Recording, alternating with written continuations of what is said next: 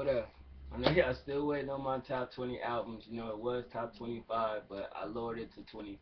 But I'm gonna just do my top 10 pop slash R&B slash alternate albums. You know what I'm saying? The albums that I feel what I call pop, because right now it's really no R&B. It's like pop music. So therefore, my top 10.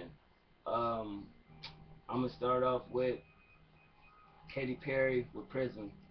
I didn't get a chance to really go through the full album, you know what I'm saying? But from what I heard, she definitely had some good music on there, but not really as her last album did. You know what I'm saying? It was very emotional, you know. And I will say one thing about a lot of these pop artists, they did put out emotional albums, like they gave themselves to the people.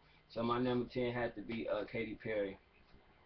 Um, Honestly, this was a great project, you know, and I don't know why it's so low on the list, but Demi Lovato with Demi, that album was fucking phenomenal. I can't lie, like from the music standpoint, from her raw emotion to her vocals, I mean, I enjoyed the whole album, and I've never even listened to a Demi Lovato song, CD, none of that shit. I mean, I remember she had the little show on the Disney Channel. That shit was funny as fuck. But just the raw emotion from everything she, you know, went through, and I even bashed her on a couple of my videos before with her, Amanda Bynes and shit. But her talent is there, and she definitely put out a great album. I think this is probably her second or third album. I'm not sure, but Demi is definitely a dope album, and y'all should go ahead and check that out. My number 8 goes to Britney Spears, Britney Jean. Another emotional album, if I should say so. You know, she definitely switched it up a little bit from the production she used to the features she used and just the way she went about the album. And a lot of people didn't even see it coming, but I definitely looked at that as it being different. Even a little documentary that she did a couple days ago, I Am Britney Jean or some shit like that, definitely was a different look into her, how she, you know, is motivated to make music and has the passion to do it, and she has been gone for a minute. Hopefully that's her real hair that finally grew back, you know what I mean, when she shaved this shit off. But definitely the album was okay, it was cool in my opinion. Moving on to number 7, Justin Timberlake, the 2020 Experience 2 of 2. I liked this album a lot more than I liked the first one, seeing how he dropped 2 albums in 1 year. And records have showed that this album is platinum, which that is not true. It's not platinum yet from what I heard, from what I looked at on Hip Hop DX, from what I looked when they, you know, do the charts and everything. This album is not platinum, or it could be from what I heard. But at the end of the day, it still didn't sell as much as his first one. But I definitely enjoyed this one way more than I did his first one. Number 6, Sky Fiera with Nighttime, My Time. Definitely didn't know nothing about this artist. You know what I mean? Based off of it was somebody that put out a project that worked on Solange's album, that did production on this album, made me listen to it, and the album cover really brought me in. You know what I mean? So I definitely went into it with an open mind and had to say it was a good album. I ended up reviewing it. You know what I mean? So I was like, wow, this album is really not that bad. It's worth actually spending money on, but I didn't have a chance to pick it up. Moving on to number 5, Lady Gaga with Art Pop. Definitely a dope album, man. That album was crazy. I've never listened to an album by her again. I mean, not again, but before. It definitely was different. The artwork inside of her album was crazy. The packaging was dope as fuck. And yeah, she definitely experimented, and she beat out Britney Spears. She beat out Katy Perry, you know, with the whole competition thing. She definitely did her thing with the music. You know, she's still different in her own way. You know, I haven't seen a lot of her videos for this album because I don't really watch MTV, but she definitely did her thing. Her last album went platinum very quickly. You know what I'm saying? But this one sort of album sales is not really as good as what they should be, and people are calling it art flop. But at the end of the day, it's still a dope album. Number 4, Justin Timberlake, the 2020 Experience. Just based off, you know, I did like some of the records on here. Uh, Blue Ocean Floor is one of my favorite records. You know what I mean? Just the cinematic about it, the production, the way he included the ocean at the end of the song. That's just one of the most, I'm not gonna front, it's one of the most beautiful songs I ever heard in my life. You know, it gave me that Michael Jackson feel. He had other joints on there, Mirror, um, of course, you know, Suit and Tie. it was cool, but it just wasn't what I expected from, you know, Justin Timberlake. You know what I mean? After that phenomenal album he did with Timberland, you know what I mean? But it still, you know, went platinum. He came out of nowhere, was doing movies, dropped the album, and it just went platinum. I was just shocked at that shit. Like, wow, you know what I mean? So that's my number four.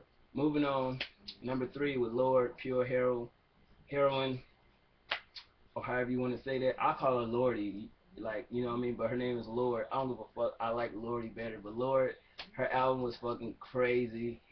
The only reason why I had, you know, checked her out was because they were saying this chick put out a song called Royals and it was racist. And then you listen to the song and she talks about Cristal, Maybach, gold and everything. It does seem a little racist, but at the end of the day, it's just saying that we don't care about all that. Like, we never gonna be royal. We enjoy life. We being us. So definitely that was a great album from top to bottom. And then they put out the extended version, which really is just her EP that she put out, The Love Club, added on to Pure Heroine, you know, at the end of the day. But both of those was dope. I actually talked about her EP on my top 10 EP list. You know what I'm saying? But she definitely put out a good album. Number two, Miley Cyrus with Bangers. Yes, Bangers was a great fucking album. I don't care what nobody say. A lot of people bashed her because of what she did, her antics, but the music aside, she definitely put out some great music. You know, I mean, from the first song, We Can't Stop, that's what kind of everybody was talking about it and everything. It was getting so many views on, you know, YouTube and shit. I'm like, you know what I mean, let me check this song out because it's like I know who Hannah Montana is, you know. The show is pretty cool, you know what I mean, but I never listened to a song of hers. I mean, she had that one song, Party USA, but that was alright. But when I heard the song Mike Will made it, it was a dope song. I instantly fell in love with it, and then that just made me want to check out, you know what I mean, her music. And as an aspect of her being a teenager to an adult, I definitely see, you know what I mean, she just trying to find her way and everything. But you can see the influence from Madonna, you know, heavily, you know, a lot of other people, but still her album was dope. You know, it really didn't push numbers like that, but at the end of the day, her impact alone, her moments of the years, I mean, of this year, you know, definitely gonna be talked about, and I could see her, you know, doing something more in 2014. My number one album for top 10 pop slash R&B slash alternate slash, you know, whatever. Beyonce, what Beyonce? Why not? You know what I'm saying? A lot of people say, oh, she's an R&B singer, she not a pop singer. I mean, it's all the same music. It's all the same genres and shit, unless it's like rock or alternate, you know, or some shit like that. But definitely, you know, what I mean, she is a pop star, so it's a pop album. And definitely, her album was, you know, very different, very sexual, very emotional. You know, it had anthems for women. It had everything that you expected from a Beyonce album, but a lot of people still say B Day was her best album. Honestly, you know, when I was coming up, I would say her first album is her best album, Dangerously in Love, because that just impacted everybody from when I was going to school. Females was just crazy about, you know, those songs, Crazy in Love. It just had moments on that motherfucker that just I just seen the bigger impact with that album. You know what I mean? But she definitely gets number one. The way she dropped it, the work she put into it, the production that she put into it. You know what I mean? The features. It just was an incredible album. You know, I see why she scrapped the Miss Carter album. I understand that. You know what I mean? Because basically, I don't think her heart was in it, and it probably would have been some shit that y'all wasn't feeling. Because a lot of people wasn't feeling her four album. You know what I mean? It took them too long to get into it. You know what I'm saying? But definitely Beyonce dropped a self-titled LP and it shocked the world. The visuals for it is incredible, and if you haven't picked it up, y'all slipping. The packaging is incredible. So yeah, man, that's my top 10 pop slash R&B slash whatever albums. You know what I mean? And as a bonus, I'll throw in Ariana Grande with Truly Yours, another star from what is it, Nickelodeon? I think, you know, I forget the show that she was on, but she was on a show Sam and Cat. You know what I mean? But her album was pretty cool. You know, I think it had Big Sean on it, Mac Miller.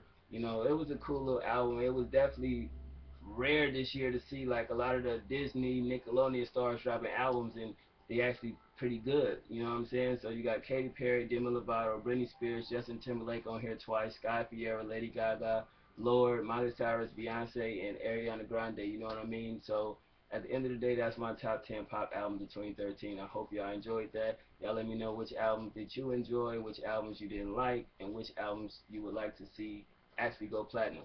Holla.